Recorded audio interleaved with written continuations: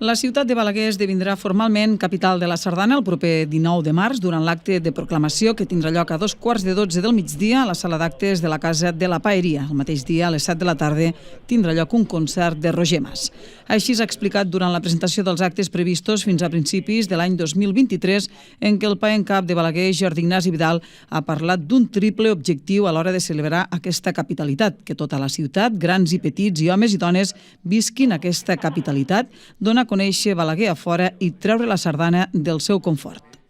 Com vam dir, l'objectiu era triple i ja l'hem començat a aconseguir. Un dels objectius era que Balaguer visqués la capitalitat de la sardana i, per exemple, amb el Dia de la Dona, que vam voler fer una ballada de sardanes composades per dones, que va vindre també la compositora, i del Saltem i Ballem vam tindre tota la plaça amb més de 500 nens i nenes que no només van sentir, evidentment, els missatges d'igualtat que s'escau al dia, sinó que van poder fer aquesta dansa que és igualitària, més organitzades des del punt de vista home-dona. Aquí és molt més lliure, per tant també és un fet d'igualtat, per tant aquest ja s'està aconseguint. Després l'altre era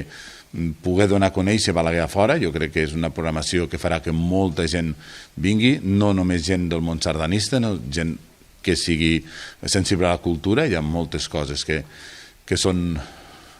molt bones de veure, i posteriorment era el també, ho diem així d'aquesta manera, traure del confort, no? És a dir, anar a buscar altres coses. En aquest cas hi ha temes de sardana amb jota, hi ha temes de sardana amb flamenc, hi ha temes de sardana amb dansa, amb altres danses, hi ha temes de sardana amb jazz, hi ha temes de sardana amb rock, amb castanyoles. És a dir, hi ha tota una manera de que la sardana també interrelacioni amb tota la més activitat cultural i, a part, amb tota la resta d'activitats que faran les associacions a nivell de la ciutat. Per tant, el concert de Roger Mas i la Cobla Sant Jordi serà un dels plats forts dels actes d'aquesta commemoració, juntament amb altres actuacions musicals, com el concert conjunt de la Bellpuig Cobla i l'Orfeó Balaguerí el dia 5 de juny a l'església de Sant Domènec, el que protagonitzarà l'Elèctrica d'Arma durant la festa de la Transsegre al mes de juliol, el cantaor Pere Martínez o l'espectacle de fusió Electrojota amb el grup Abore en el marc del Festival Llavors del mes de setembre. A banda d'aquests, fins al febrer de l'any 2023 s'han previst una gran quantitat d'actes, tots ells espectacles de fusió de gran qualitat, un factor que donarà modernitat a la capitalitat de la Sardana 2022, segons ha explicat en aquest cas el president de l'Associació Balaguer Capital de la Sardana 2022, Jaume Marbà. Sobretot incidir en tres elements. El primer és la modernitat de la capitalitat de la Sardana d'enguany. És a dir, nosaltres, ho ha dit ara el pae en cap, l'objectiu era treure la sardana de la seva zona de confort i posar-la a fora del seu àmbit on li és còmode, no? A Balaguer probablement els sardanistes, que som el 3%, el 4%, com a molt el 5%, no hem volgut fer una capitalitat per a aquest 3%, sinó per al 100% de la població. I això ha passat per programar molta fusió, i aquesta fusió, a més, que fos de molta qualitat. Per tant, contràriament als perjudicis de molta gent, parlar de la capitalitat de Balaguer serà sobretot parlar de modernitat.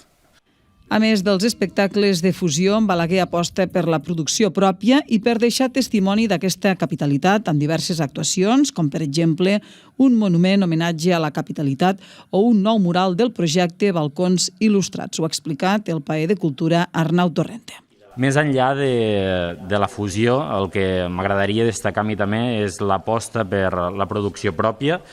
perquè no hem volgut només agafar propostes ja existents, propostes que potser sí que ja s'han pogut veure amb altres capitalitats de la Sardana, sinó que hem anat un pas més enllà i hem apostat pel fet de tindre producció pròpia. Per tant, al marc de la Festa Major estrenarem una peça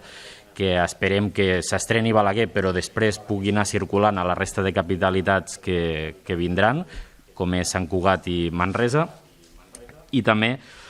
projectes que deixaran petjada, projectes que quedaran a la ciutat per recordar que el 2022 vam celebrar aquesta capitalitat. Ho farem amb un nou balcó il·lustrat que estarà relacionat amb el món sardanista i que també inaugurarem en el marc de la Festa Major, i ho farem amb un monument que quedarà a la ciutat en homenatge a aquesta capital de la Sardana.